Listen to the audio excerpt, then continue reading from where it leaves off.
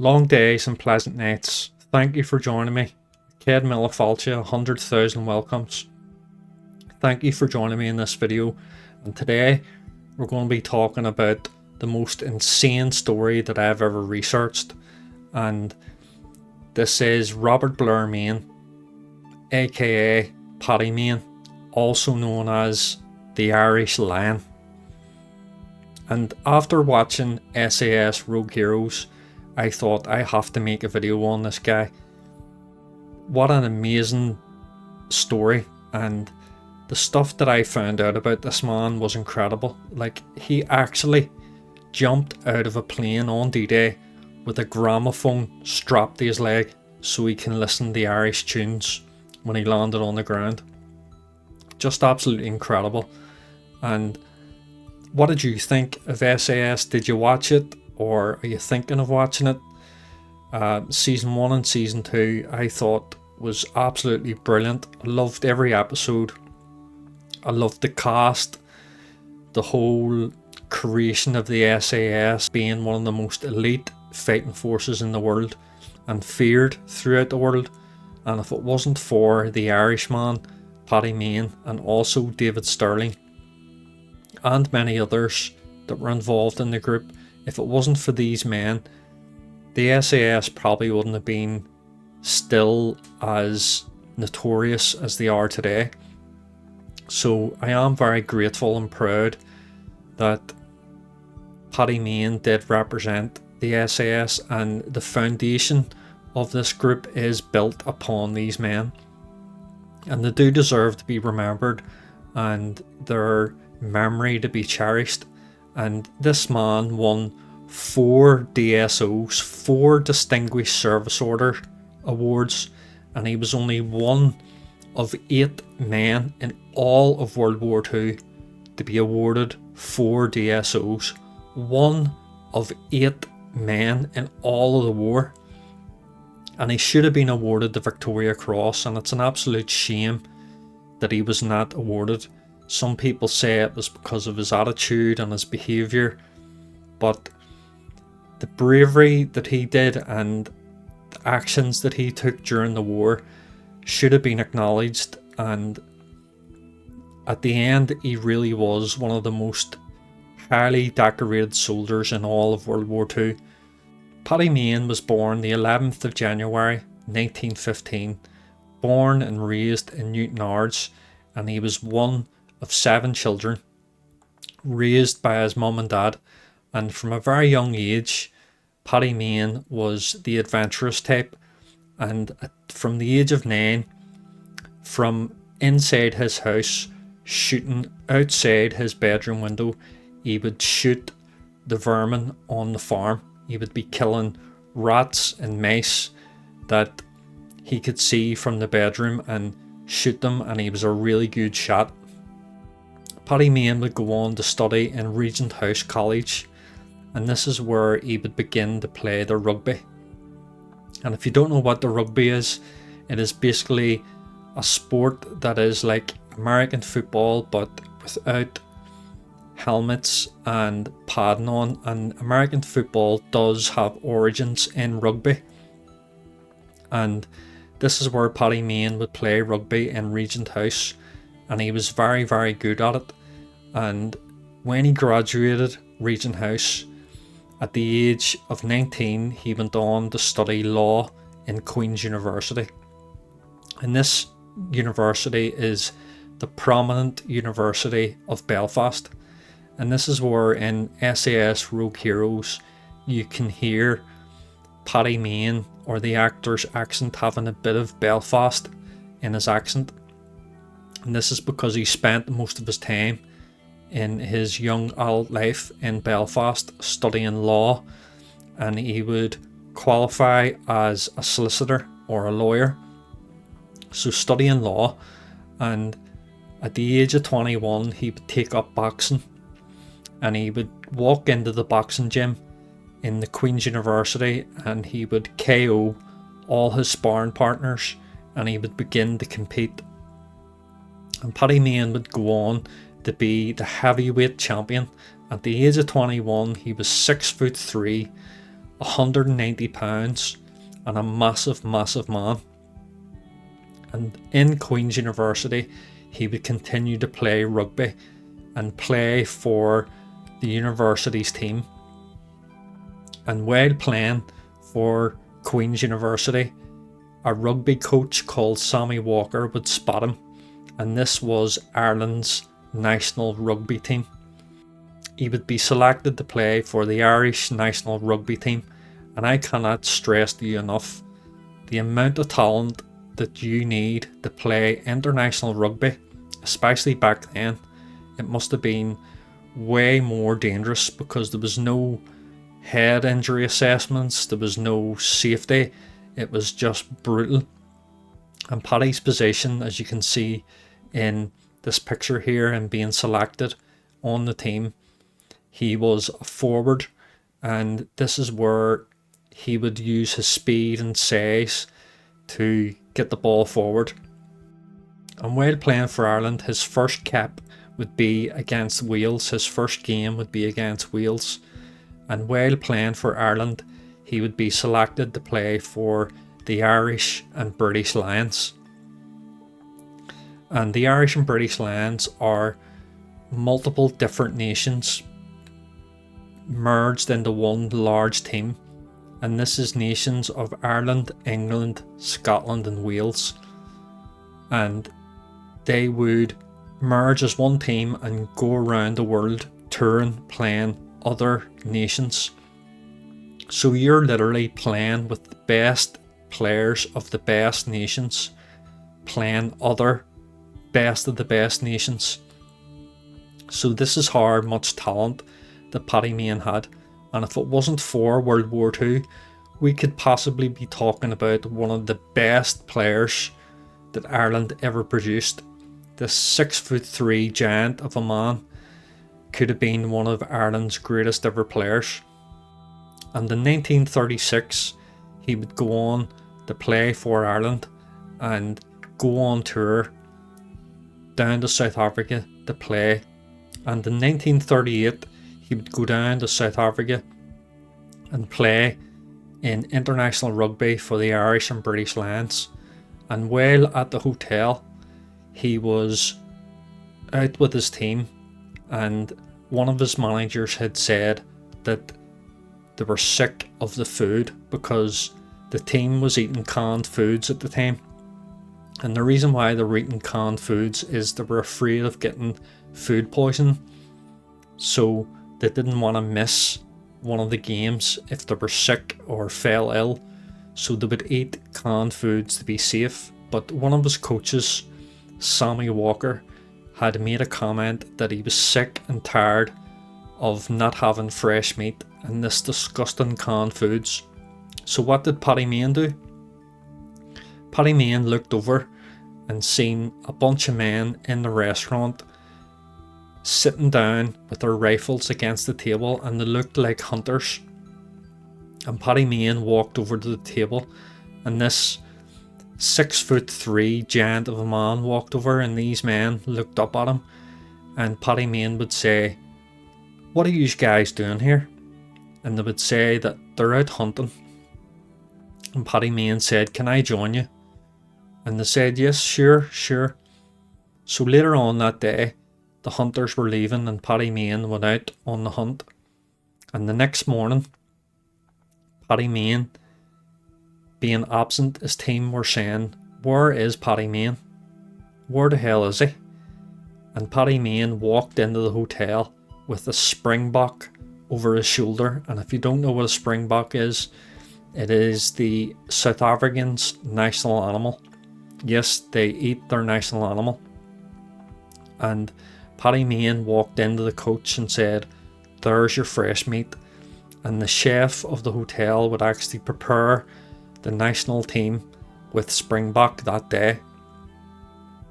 The Irish and British Lions would play South Africa in 3 games, and in the 3 games they would play, Ireland would lose 2 and win 1. And the one game that the Irish and British Lions won, Paddy Mayne was playing on the pitch. And one of the coaches had made a comment to a sports reporter saying that Paddy Mayne was one of the best players he had ever seen, that he was a fantastic player, that he was for the team and he would raise the morale and be a fantastic player.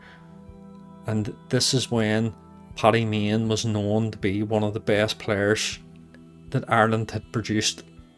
After the Irish and British Lions had finished up in South Africa, they returned to Ireland in 1938, and this is when Paddy Mayne decided that he wants to join the army to earn a little bit of extra money.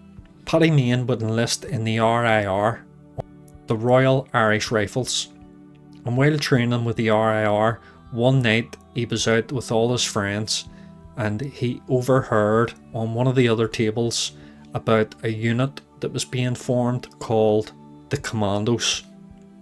This brand new regiment that was going to be built up for special operations behind enemy lines, and these commandos were going to be the best soldiers, and Paddy Mayne thought, that's me, I'm going to do this. So Paddy Mayne volunteered to join the commandos in 1939, January, and this is when he began to meet brand new friends, and he travelled to Scotland, and this is where he would meet his best friend, Owen McGonigal. Owen McGonigal was a guy from down south in Cork, and this is Paddy Mayne's best friend. And Paddy Mayne would go on to say that this man meant more to him than anything.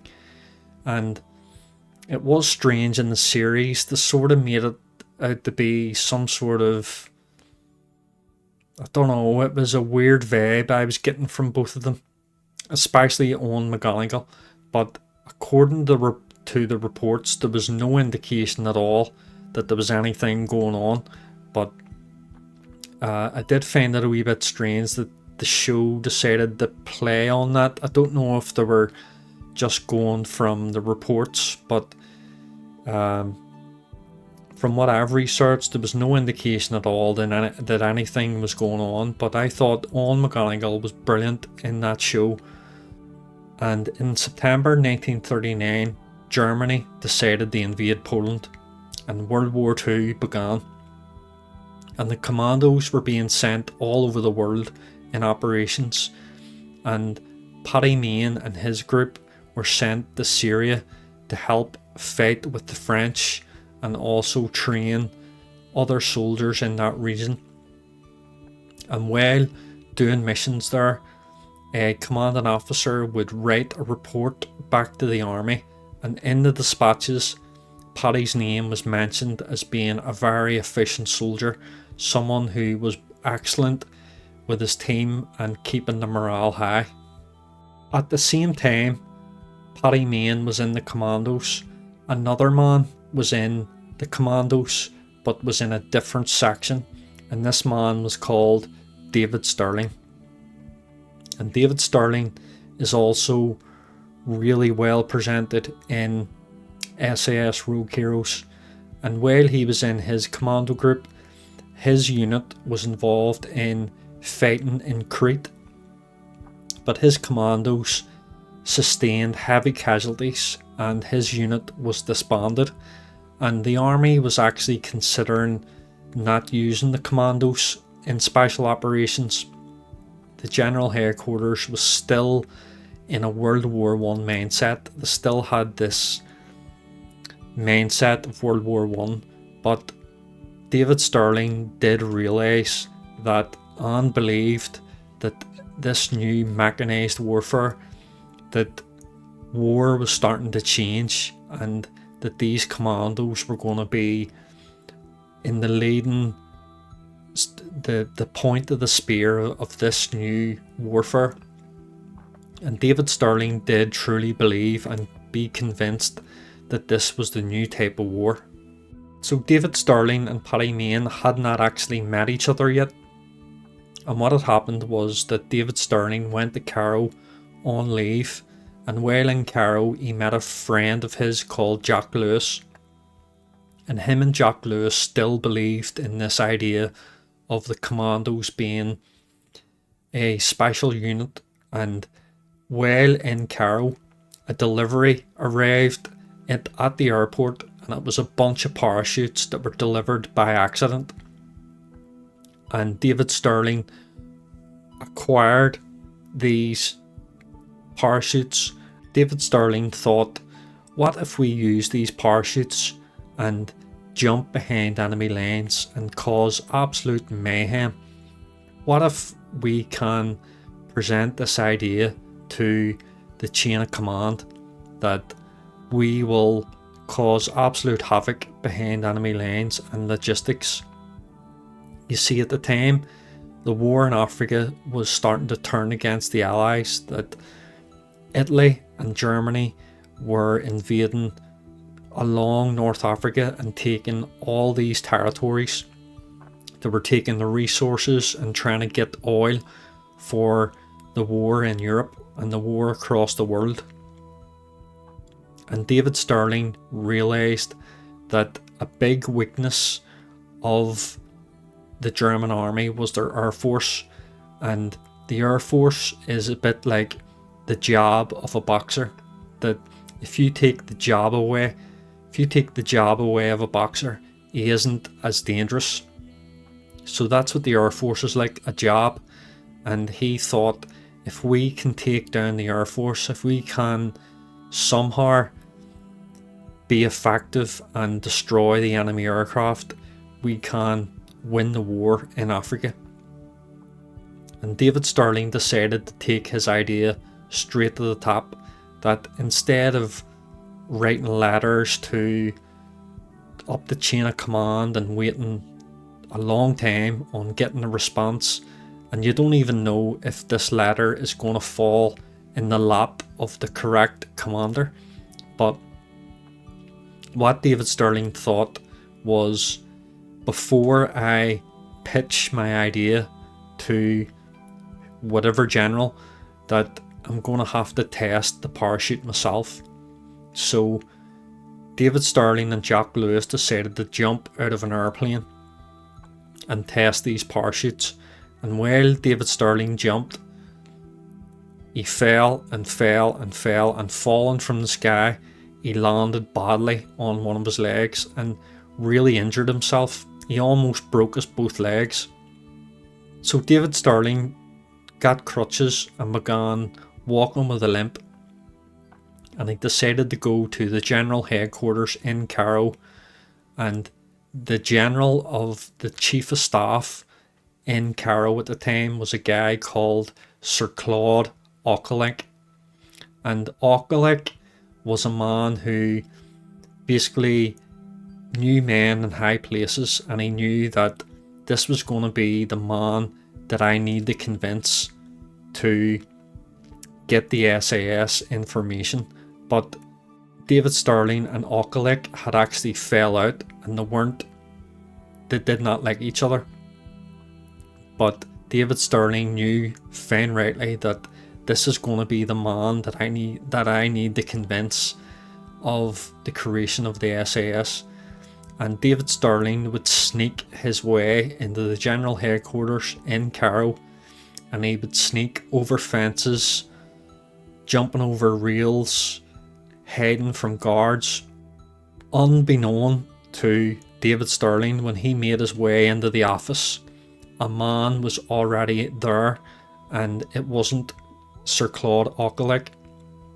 It was a general called Neil Ritchie. Neil Ritchie was actually replacing Claude Auchinleck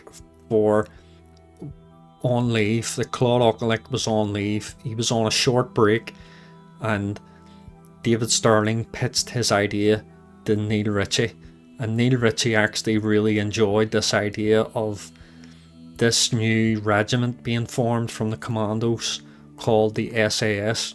David Sterling left hoping that Neil Ritchie will convince Sir Claude Auchinleck, and he did convince him about creating this regiment. And this regiment would be called L Detachment. And the reason why it was given L Detachment was because the letter L is right in the middle of the alphabet, and they didn't want to be called A Detachment in case the enemy had somehow got information or some sort of radio transmission or some sort of leak was released to the enemy, that they wanted the enemy to think that there was way more regiments. So instead of it being called A detachment, they would know that it's at the start of the alphabet. So they wanted it right in the middle, so the enemy would think, if information got out, that there was way more. So David Stirling got the approval of the SAS, or the Special Air Service. And David Stirling, to celebrate, would go to the local pub in Carrow, and while in one of the bars there, he would meet a guy called Owen McGonigal. And Owen McGonigal was very close to Paddy Mayne, his best friend. And David Stirling would inform him that he had been given approval of this new formation, the SAS, and he was wanting to recruit men, and he asked Owen McGonigal if he would be willing to join his new group. And Owen McGonigal had said yes, and David Stirling had mentioned that he wanted someone in his group who was second in command, or someone who would be willing to raise the morale of his men, and someone who was just like him. And Owen McGonigal said, "Have you heard of Paddy Mayne?" Paddy Mayne is a 6'3" heavyweight boxer, 180 pounds, Ireland rugby player, played for the Irish and British Lions. And David Stirling said, "What? He's a heavyweight boxer, 6'3", and he's in the commandos? Give me him, I want him." So David Stirling straight away knew that he needs this man, and David Stirling would ask Owen McGonigal, where is he? Where is Paddy Mayne? Owen McGonigal would say that, well, he's going to be arrested. And this is where you see in the TV show, Paddy Mayne is you're first introduced to him in a prison cell while he's in prison. And what actually happened was, while Paddy Mayne was on a mission, one of his commanding officers, called Commander Napier, while Paddy Mayne was out of camp, while he was outside camp, out doing training exercises, Commander Napier returned to the camp and seen all these stray dogs all around the camp. And Commander Napier literally took a pistol and went round and shot every single stray dog in the camp, or what he thought was stray dogs. And Paddy Mayne returned back to his camp and said, "Where's my dog?" And Paddy Mayne would find out that Commander Napier had shot his dog. This lieutenant had shot his dog. And Paddy Mayne had grown very familiar with one of these dogs and befriended this dog. And Paddy Mayne was so furious, so angered by what this Napier had done, that Paddy Mayne waited outside his tent one night, and while Napier walked out, Paddy Mayne beat the living shite clean out of this guy, a 6'3" giant of a man. And this is why Paddy Mayne was going to be arrested. And David Stirling, hearing the reports that Paddy Mayne was going to be arrested, David Stirling said, "Right, I need to recruit him, And David Stirling would pull a few strings, and Paddy Mayne would not be arrested. David Stirling and Paddy Mayne would meet in Carrow inside a pub in early 1941. And from there, Paddy Mayne and David Stirling would hit it off, and Paddy Mayne loved the idea of these commandos being able to parachute and being given this special status within the army of having this decentralized command structure. David Stirling told Paddy Mayne that what he wants to do is to attack the German airfields, or the German Air Force, while the planes were on the ground. And the reason why I came up with this idea was that David Stirling, back in his family farm, when they used to hunt, his family used to say the best way to hunt birds is when they're on the ground. Shoot the birds while they're on the ground and stationary, because they're a lot harder to obviously shoot while they're in the air. You might miss, but when they're on the ground, they're sitting ducks, as they say. So this was the reason why David Stirling wanted to hit the German Air Force, and Paddy Mayne really loved this idea. So what they wanted to do was get their soldiers in parachutes and to jump out of these planes and to land around the airport and to literally blow up all the planes, blow up fuel dumps, shoot anything that moves and blow up anything that doesn't, and literally destroy everything. Paddy Mayne also loved this idea and he was all in. And David Stirling said we need to recruit more men. So they began to recruit even more men, and the SAS would grow up to around about 600 men in Africa. And at this time, Italy and Germany were taking huge amounts of land, taking all land and territory. They were trying to get fuel and resources to fight the rest of the war. And with this new regiment being formed, the SAS, they were very low on equipment. They had basically no equipment whatsoever. And the first operation was not to destroy the enemy, it was to acquire or steal from the New Zealanders and the Australians' camp. And David Stirling and Paddy Mayne would go on and acquire equipment, and they would steal tents, beds, tables, chairs, and even a piano. They would steal a piano and they would bring all this equipment away out into the middle of the desert so they can build their base. And they built their base up and they began training their men. And they began training their men by jumping off scaffolding, jumping off jeeps, moving at high speed to get the men used to high impacts and get the men used to landing on the ground, so that when they do jump from parachutes that they're used to these high impacts landing. And after training these men, David Stirling decided to start the operation on the 16th November 1941, and this was going to be called Operation Crusader.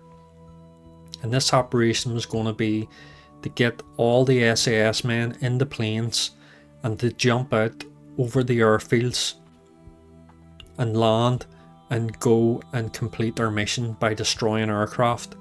But a huge storm was about to hit the region, and David Stirling was warned on multiple occasions that there's a big storm coming in and you should stop this operation. But David Stirling, believing in his idea, decided to go ahead with the mission. And even his friend Jack Lewis thought that this was a bad idea because of this storm, and they decided to go ahead. And 55 men would get into these planes, into 7 different planes. One plane was lost during the storm, completely lost, was never found again. And out of the 55 men that went on this operation, only 21 would survive. The rest of the men were killed and they were blown off course, and Paddy Mayne survived. But in some of the reports, what they said actually happened was the parachutes had this release button on the chest. You push the release button on your chest, and the sandstorm was so aggressive that the sand was actually stuck in the release switch on their chest. So when these soldiers were landing on the ground, the wind was so aggressive that it was pulling their bodies across the desert, and they could not release the switch. And when you think of a desert, you're just thinking of sand, but there was rocks and big boulders all over the place, and these bodies were just smashing into rocks. Their bodies were getting broken and shattered. And this is where Paddy Mayne's best friend, Owen McGonigal, would be killed in this operation. And Paddy Mayne was so devastated and so affected by this loss that Paddy Mayne spent 3 days looking for Owen McGonigal's body to actually bury him.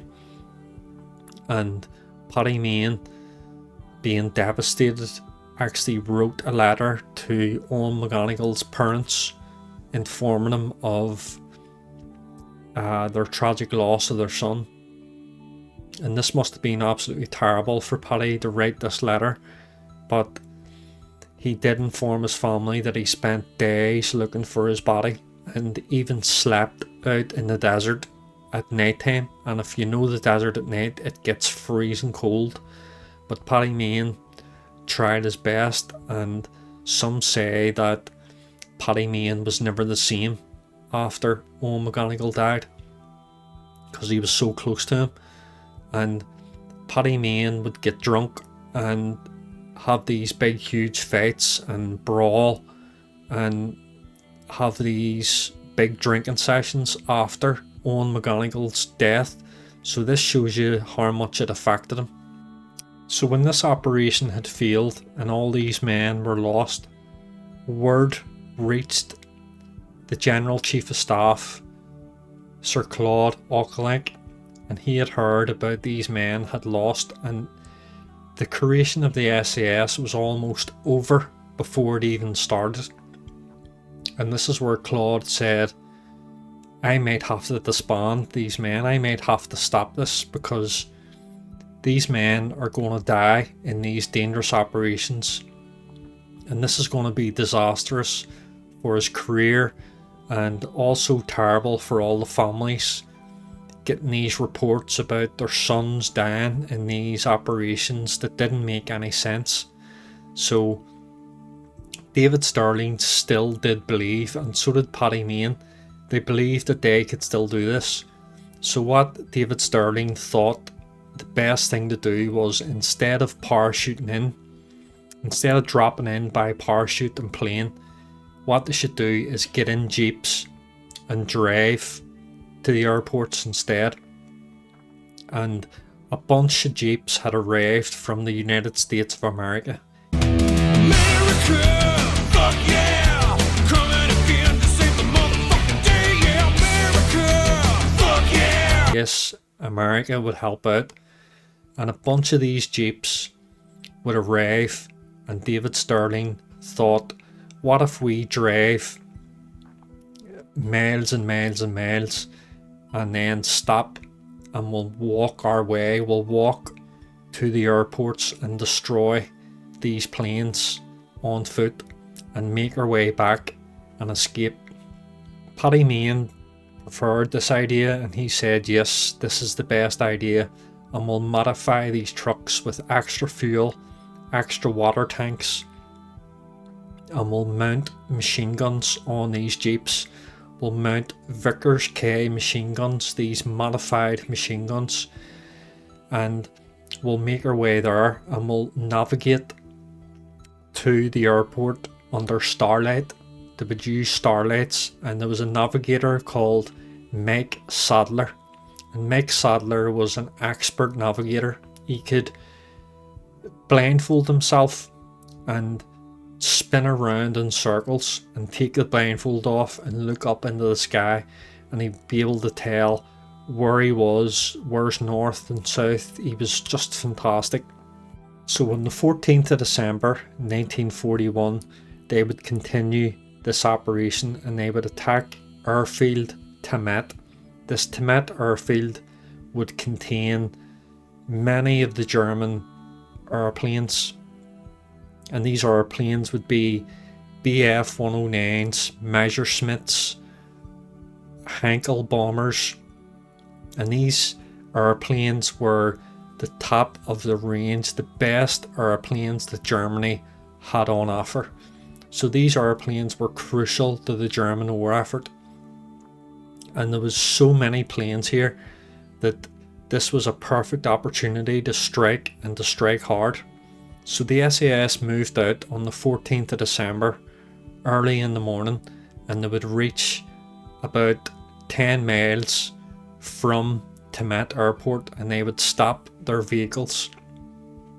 And this is how good Mike Sadler was, that when they parked their vehicles, they were able to get to the airport of Timet and return back to the jeeps by using Starlight. And Jack Lewis, David Sterling's friend, he designed these bombs called the Lewis bombs, and these bombs were made up of different compounds of explosives that they would plant on planes to detonate at a certain time. And they would plant these bombs on the planes, and these bombs had timed fuses on them, and these bombs would go off at a particular time.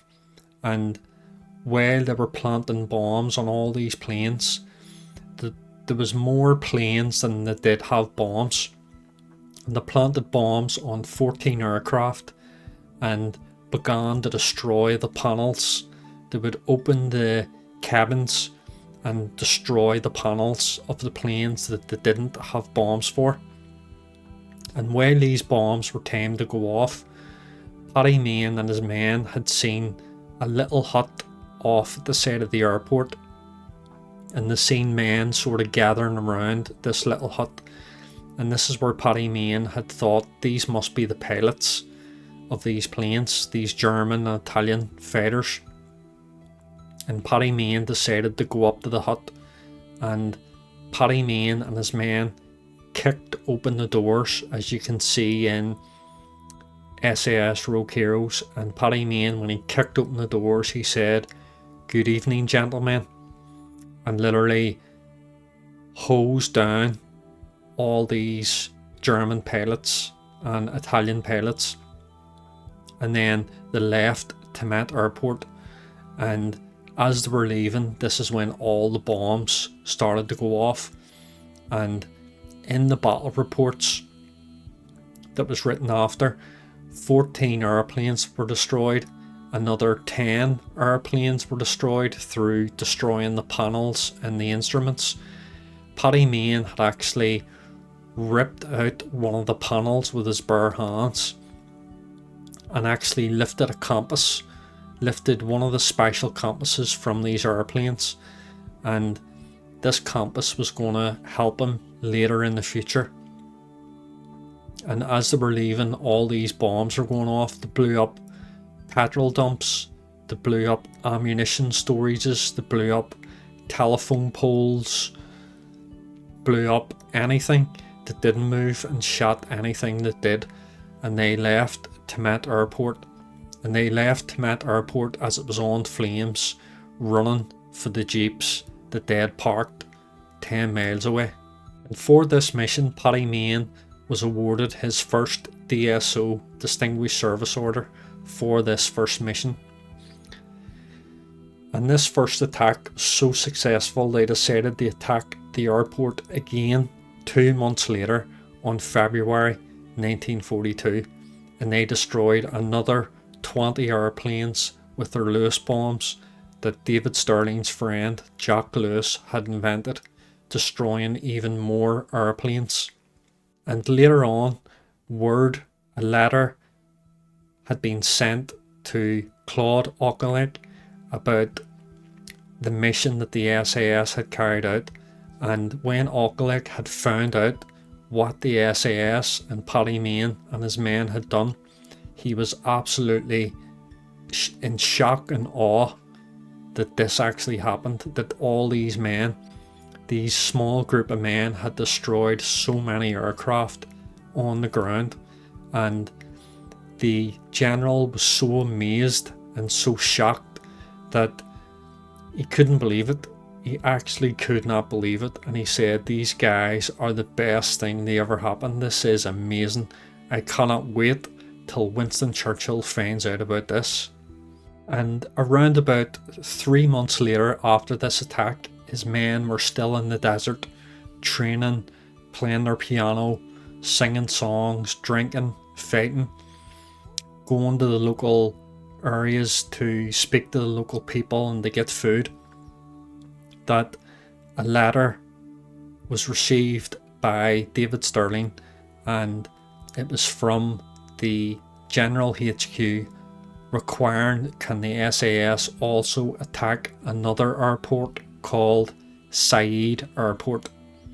And Said Airport was an even larger airport, and this contained, as I said, all the best fighter planes, the Messerschmitts, the Heinkel bombers, all sorts.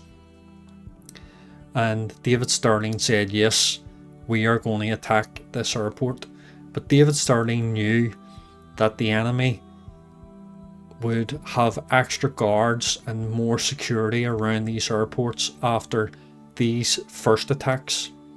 So Paddy Mayne actually suggested an idea to David Stirling, and what he said was, instead of us trying to parachute in again and maybe all of us dying on this landing, instead of driving with jeeps and parking our jeeps 10 miles away and then walking on foot, why not we get all our jeeps, we will cover our jeeps in machine guns, and we just drive straight through the front gates and literally destroy all these planes with our machine guns.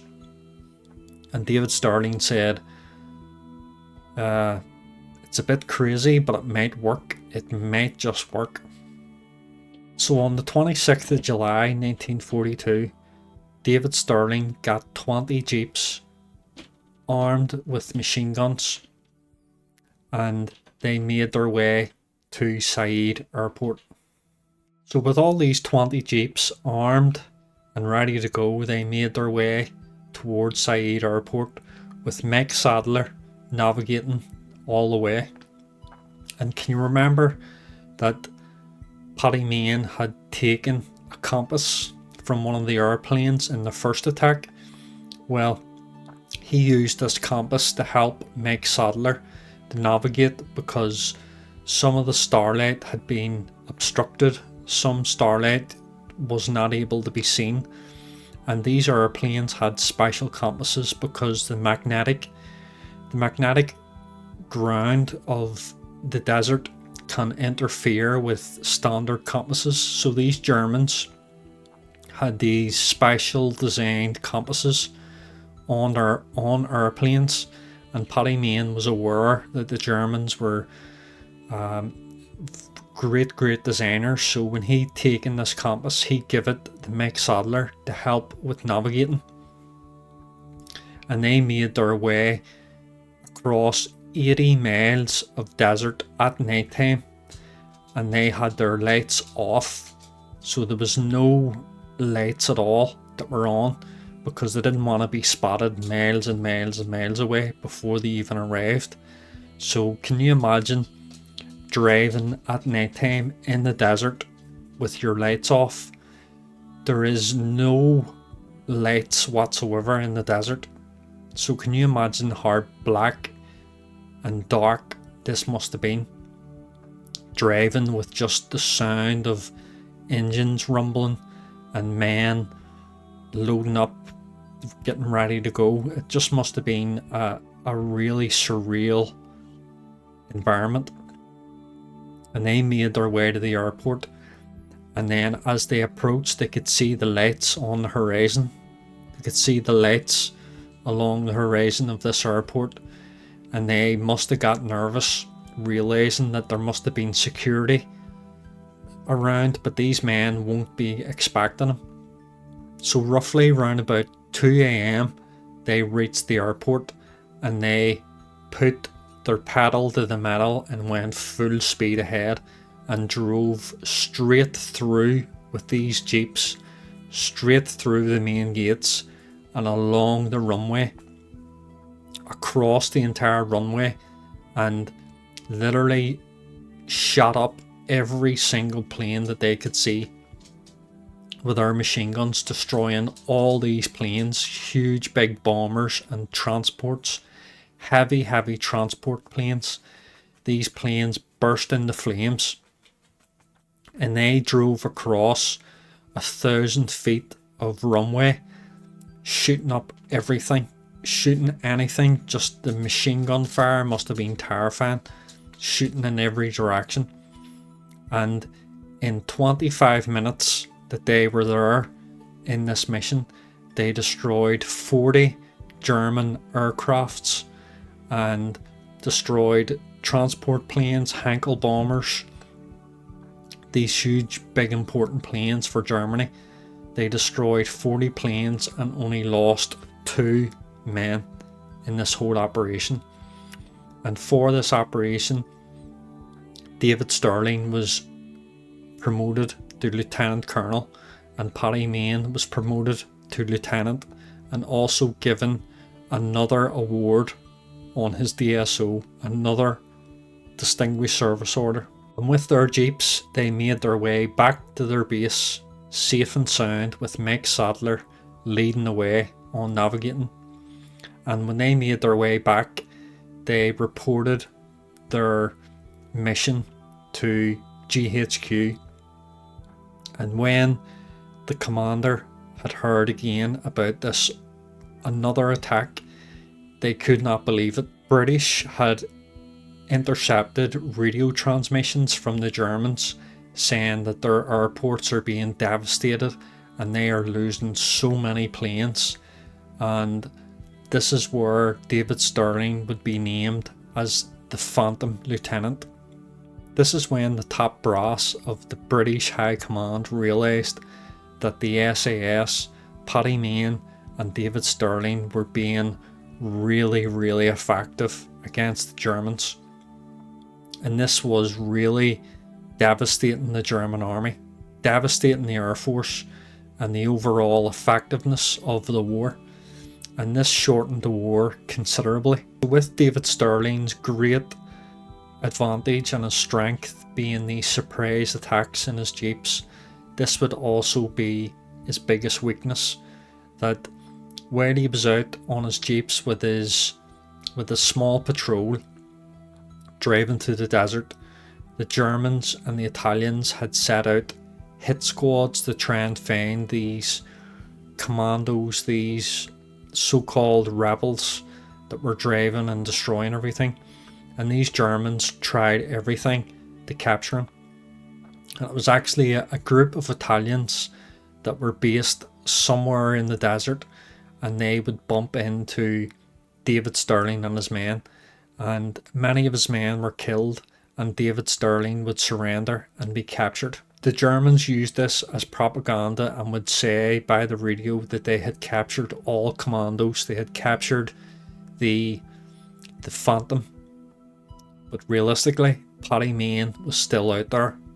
And this is when Paddy Mayne would be informed that you, the Irish Lion, are now Commander-in-Chief of the Commandos. And during 1943, the Germans began to retreat from Africa, and losing the Battle of El Alamein, Rommel and his men were defeated by Montgomery, and Montgomery loved these SAS men, what they had done. They had shortened the war massively.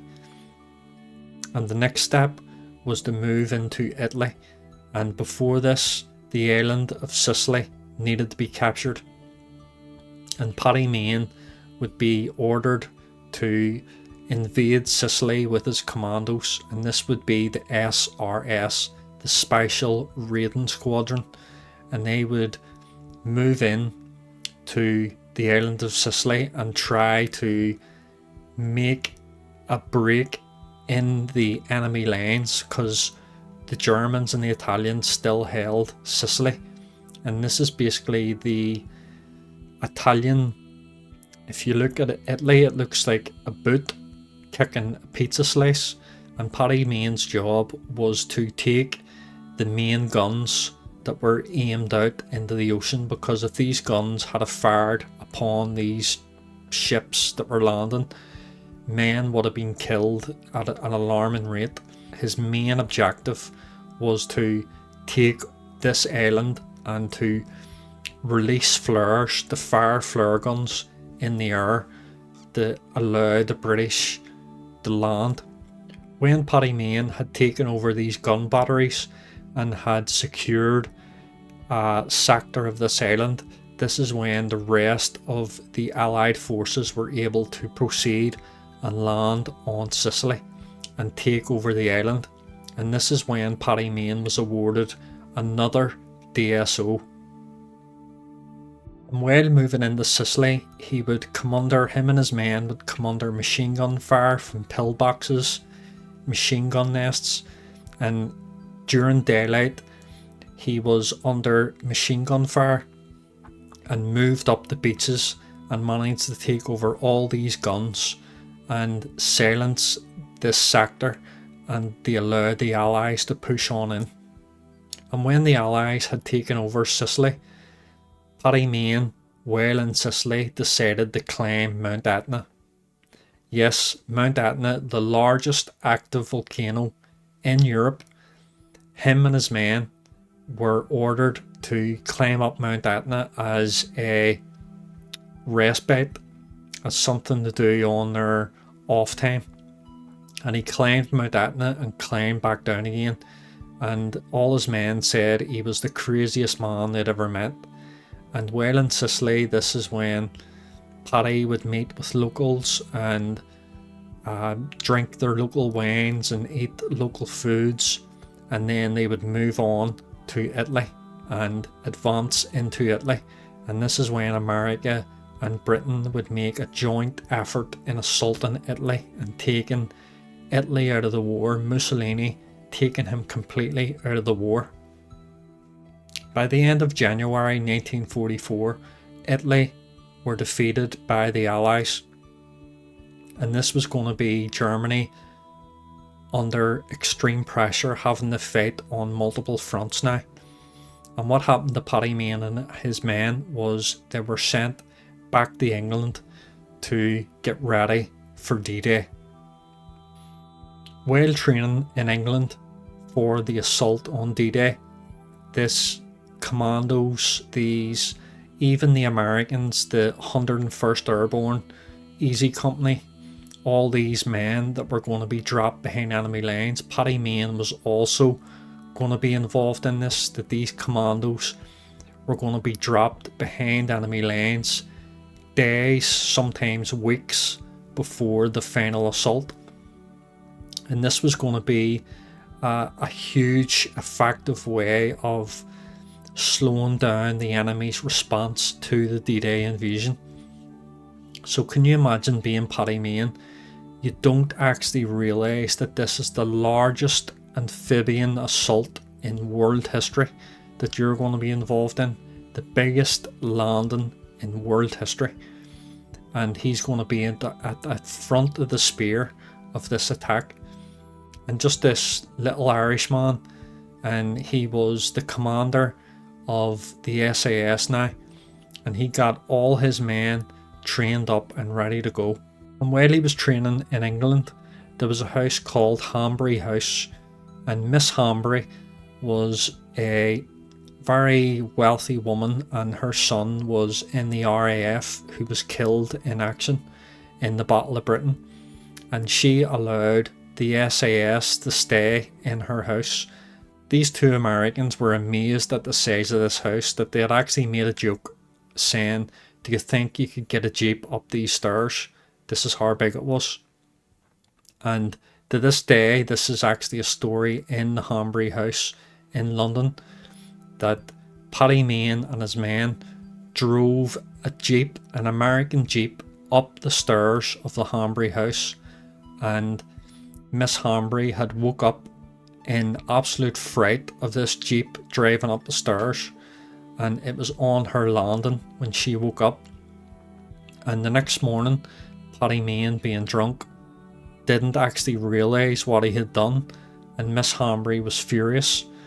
So what Paddy Mayne had done was ordered him and his men, Paddy Mayne actually did this too, they actually disassemble the jeep one piece at a time and to move it back down the stairs.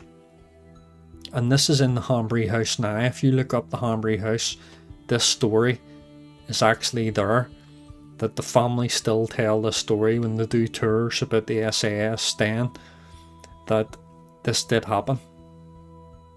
So with the entire army ready to go in England for the invasion of D-Day, this is when Paddy Mayne and his men got on board their planes to jump out over France. And this is the famous story of Paddy Mayne strapping or attaching a gramophone to his leg so he can jump out, and when he lands on the ground he can listen to Irish music at night time. And this is just an amazing bit of storytelling, and you can see it in the SAS Rogue Heroes. I thought there's no way this is true, and then when I did my research and found out that it's true, I couldn't believe it.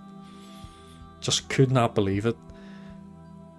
Absolutely amazing. He jumped out of an airplane with that attached to his leg, and I don't know if it ripped off, but it must have stayed on. But Paddy Mayne, while in France, this is going to be season 3 of Rogue Heroes. I cannot wait for season 3. But this is going to be talking more about season 3, and because I already know what happened, if you don't want to listen to this part and want to wait until season 3 comes out, and you don't want to find out what happened to Paddy, you can stop this video now and then come back when season 3 comes out, whenever it is. But if you want spoilers, you can stay and watch, but if you don't, I don't mind. But so anyway, Paddy Mayne and his men jump out of the airplane on D-Day, 6th of June 1944, and they land deep behind enemy lines. And Paddy's men's job was to make contact with the French resistance and to make sure that they're well aware of what's happening and to slow the German response down. You see, what the Allies didn't want was, while they were landing, that the Germans would come in with full force and to stop the Allied advance before it even started. The job of the Americans and the British dropping behind enemy lines was to slow this down. So this is what Paddy Mayne had actually done. And while slowing these down and making contact with the French resistance, Paddy Mayne and his men were to blow up bridges and block roads, destroy telephone poles, destroy radio towers, destroy fuel silos, anything that looked German, destroy it behind enemy lines. This is when a event happened where his men were pinned down by machine gun fire and snipers, and Paddy Mayne had heard that his men were trapped, and Paddy actually got a jeep and machine guns and drove to the location where his men were trapped, and under heavy machine gun fire and snipers he made his way up to his men. Out of disregard for his own safety, made his way up to his men and was able to silence the machine guns and to stop the sniper fire, and literally rescued every single man that was trapped there and managed to get all the men home. 2 of his men were killed and got all his men back and returned safely. And this is when they were recommended Paddy Mayne for the Victoria Cross, and Bernard Montgomery, the Supreme Allied Commander of the British forces, would also recommend Paddy Mayne for the Victoria Cross, which he did not receive. And it just angers me so much that he did not receive it. He should have been awarded it. But for this action, Paddy was awarded another DSO, and this was 4 Distinguished Service Order. And as I said, only 1 of 8 men in all of World War II won these awards, and an Irishman had won them all. Paddy Mayne was involved in operations in France, Belgium, the Netherlands, Norway, and even Germany. So all these operations he was involved in, he survived through the whole war, and he made it back home to Ireland again. And he returned back to County Down as a lieutenant colonel with 4 DSOs, and France would award him the Legion of Honor, which is the French Medal of Honor, and the Cross Nagur also. So he won 4 DSOs, the Legion of Honor, the highest medal you can win in France, and would return back to County Down. And Paddy Mayne did struggle a lot. He really did try his best to come to terms with what he had seen, what he had experienced, the men he had lost, the memories. Paddy Mayne, after returning back, actually travelled to Antarctica. Yes, Antarctica, the furthest away you can get from everything. And he was meant to do a 6-month tour, and he only lasted a couple of weeks, and he had a lot of back problems, and he returned again back to Ireland, and this is where he would stay. So after Antarctica, he returned back, and something tragic would happen. Paddy Mayne actually joined the Freemasons, and you can see some of his medals here. And these are the medals that were awarded to him for charity work in the Freemasons. And they do say that to join the Masons you need to believe in a higher power and believe in God. And there's a lot of conspiracies about the Freemasons, and I do think they don't get enough credit for their charity work. But Paddy Mayne was involved in a lot of charity work, and the tragedy I'm about to speak of was Paddy Mayne was actually at a Freemason meeting, and he decided to have quite a few drinks, and while he was drinking he decided to drive home. And you probably know where this is going. And while in his car he was driving home in the country roads, driving his beautiful car, and driving and driving, and he turned around a corner, and all of a sudden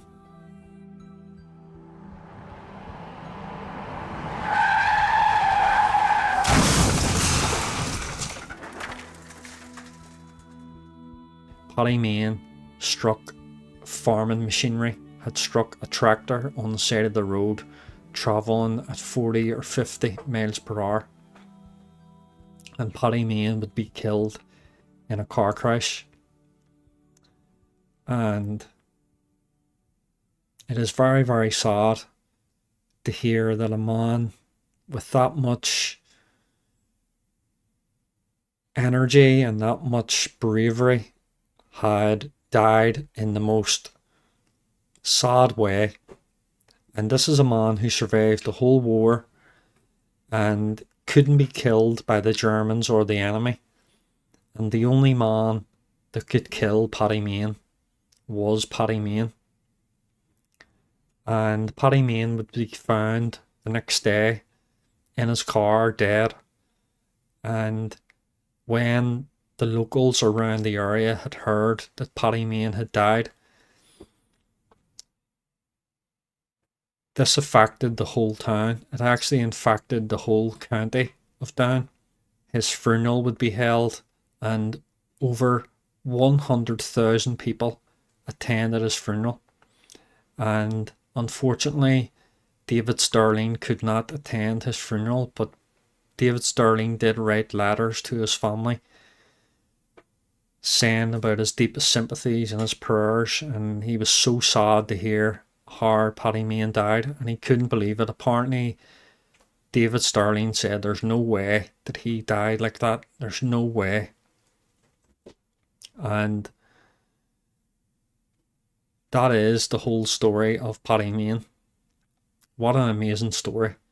And I hope that I did it good justice, and I hope you enjoyed listening to this.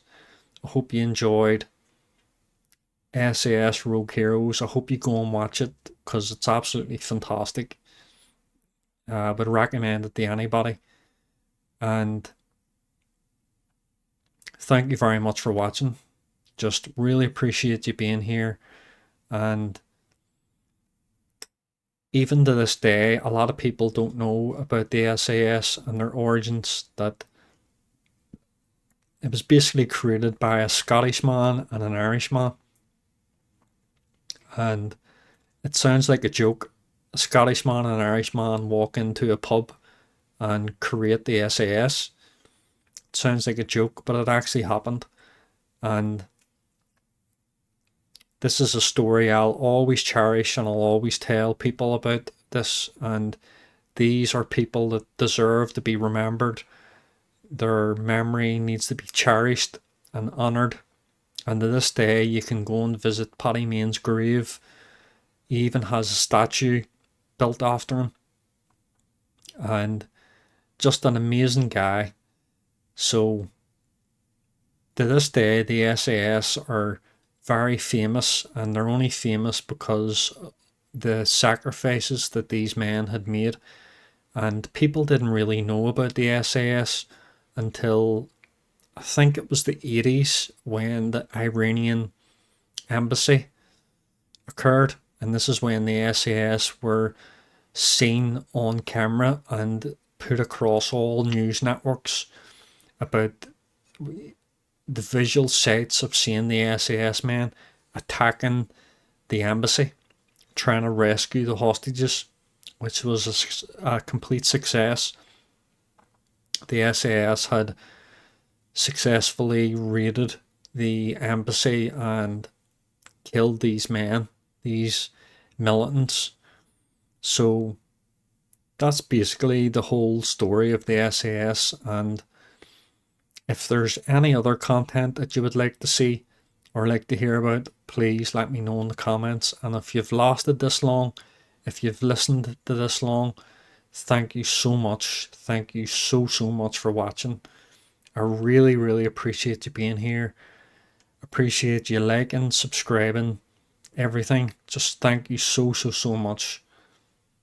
I'll see you in the next one. God bless.